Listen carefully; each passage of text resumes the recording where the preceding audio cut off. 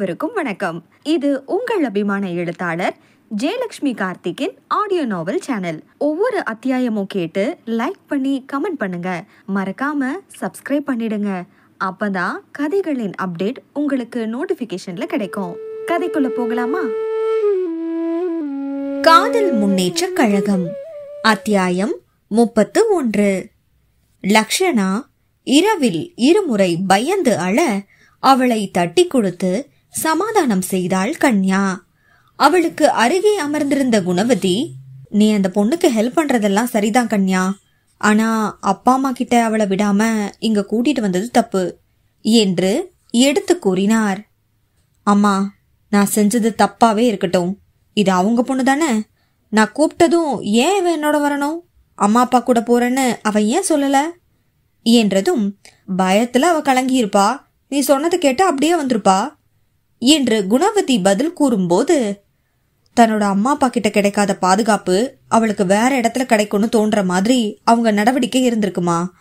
அது ஏன் உன் கண்ணில் பட மாட்டேங்குது? இன்னைக்கு நான் இவளை அவங்க வீட்டுக்கு அனுப்பி இருந்தா அவங்க இவளை திட்டி இருப்பாங்க. ஏன் எங்ககிட்ட நீ தெளிவா சொல்லலன்னு கேட்டிருப்பாங்க. எப்படி யாரோ ஒருத்தரை நம்பி போனன்னு அடிச்சிருப்பாங்க. இதுக்கான வாய்ப்பு ரொம்ப அதிகம். ஆனா இப்போ இவ என் கூட வந்ததுனால தவிப்போட இன்னைக்கு நடந்த சம்பவங்களை எல்லாம் அசை போடுவாங்க. அவங்க தப்பும் குழந்தையோட நம்பிக்கையின்மையும் அவங்களுக்கு புரிய வாய்ப்பு இருக்கு என்று விளக்கினாள்.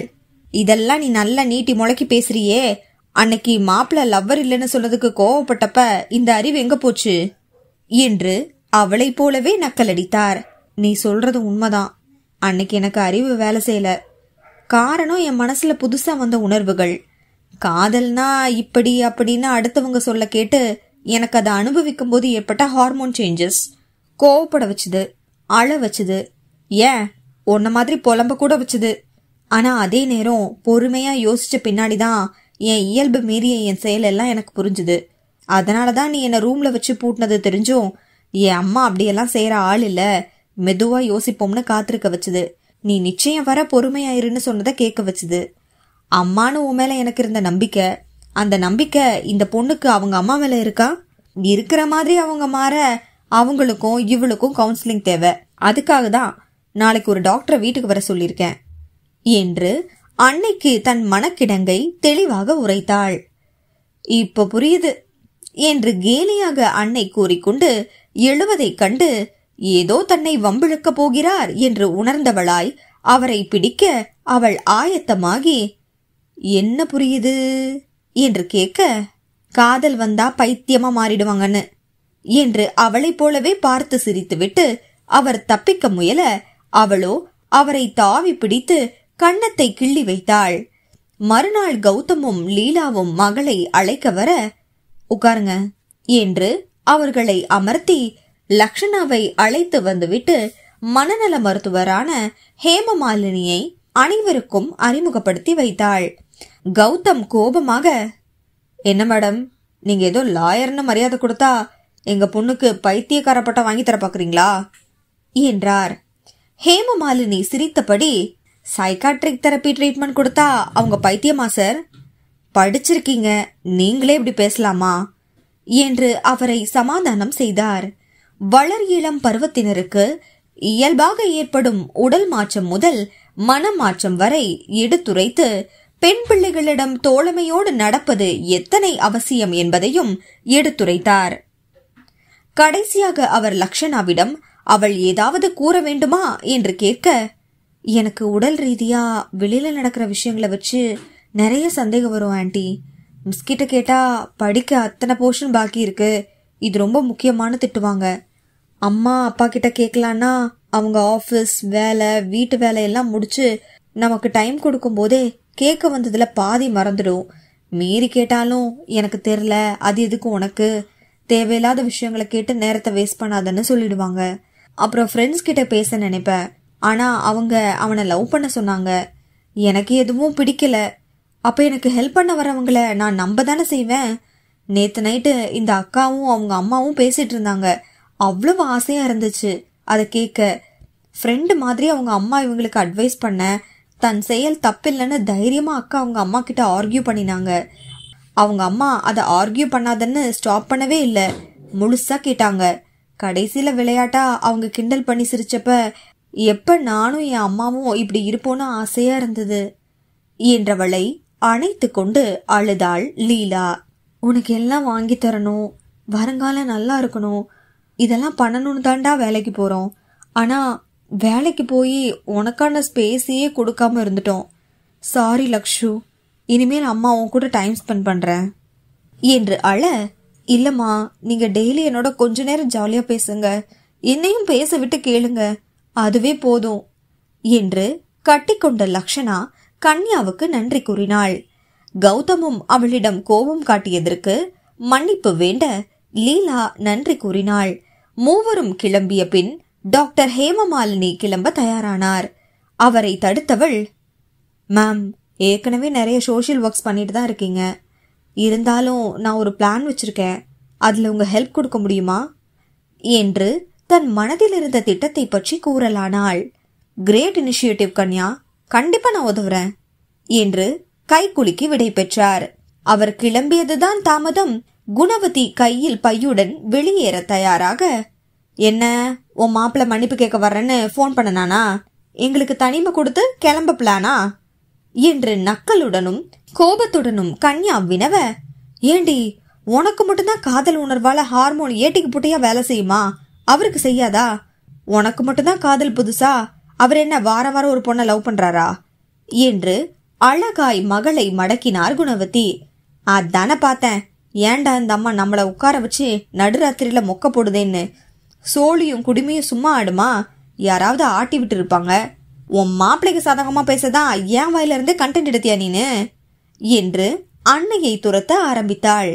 ஐயோ என்று ஓட்டம் பிடித்த அன்னை சென்று நின்றது தெருமுனையில் நின்றிருந்த முகுந்தன் முன்னால் தான்.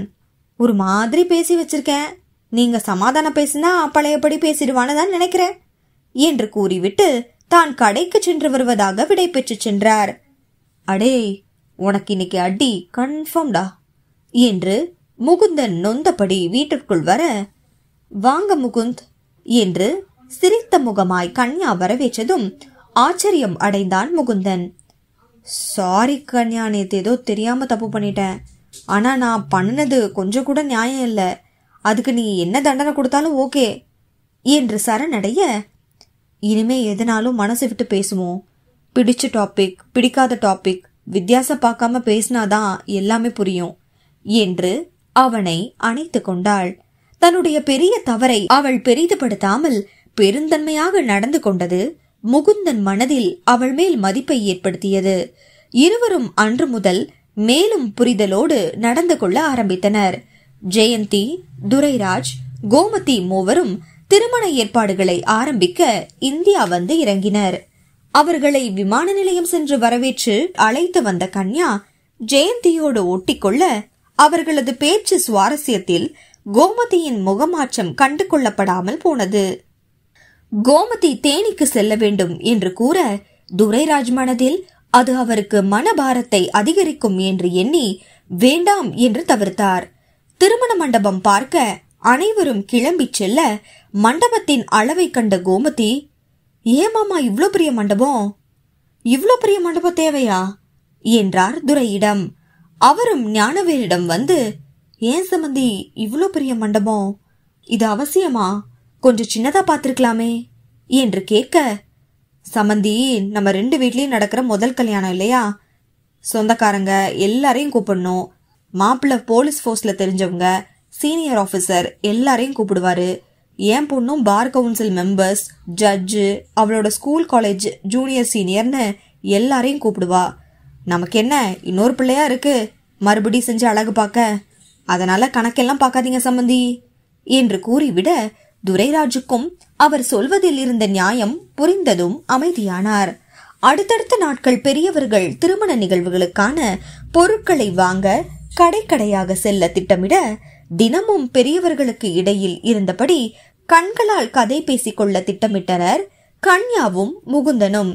மாலை கடற்கரையில் நடப்பது மட்டும் பெற்றோர் வந்த பின்னும் நிற்காமல் தொடர, சின்ன சின்ன சீண்டல்கள், செல்ல சினுங்கல்கள் என்று இளையவர்கள் காதல் கடலில் நீந்தினர். அன்று ஒரு கேஸ் விஷயமாக ஆலந்தூர் கோர்ட் சென்று விட்டு வீடு திரும்பிக் கொண்டிருந்தாள் கன்யா.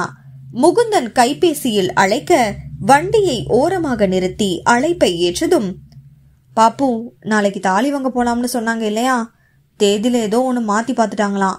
இன்னைக்கு மதியம் 3 மணிக்குள்ள வாங்கணுமா, உடனே டி நகர் வர சொல்றாங்க என்று கடுப்புடன் கூறினான்.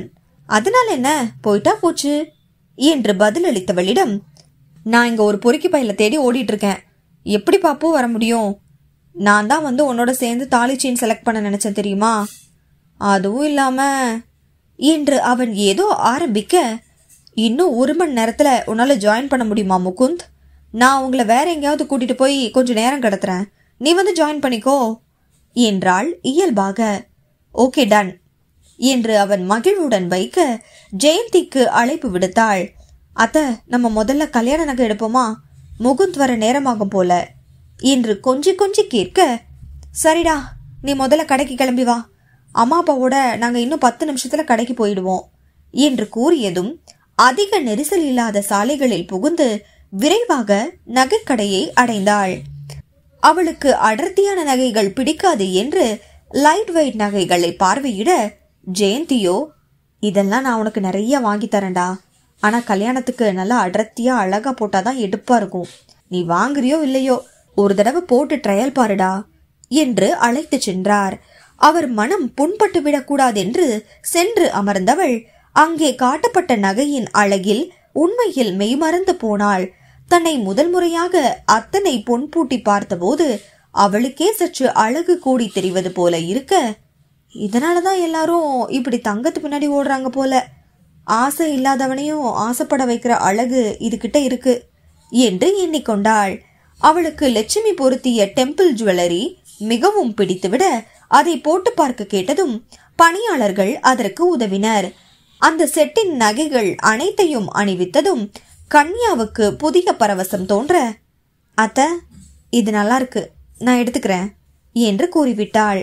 யாரும் பதில் சொல்லும் முன் கோமதி வேகமாக, எதுக்கு இவ்வளோ கனமான நகை, உன் வேலையை காரணம் காட்டி கல்யாணத்துக்கு அப்புறம் இதை யூஸ் பண்ணவே மாட்டேன், பீரோல தூங்குறதுக்கு நாங்க இத்தனை காசு செலவு பண்ணி வாங்கி தரணுமா, நீங்களே சொல்லுங்க மாமா என்று கன்யாவிடம் ஆரம்பித்து துரைராஜிடம் சென்று முடித்தாள்.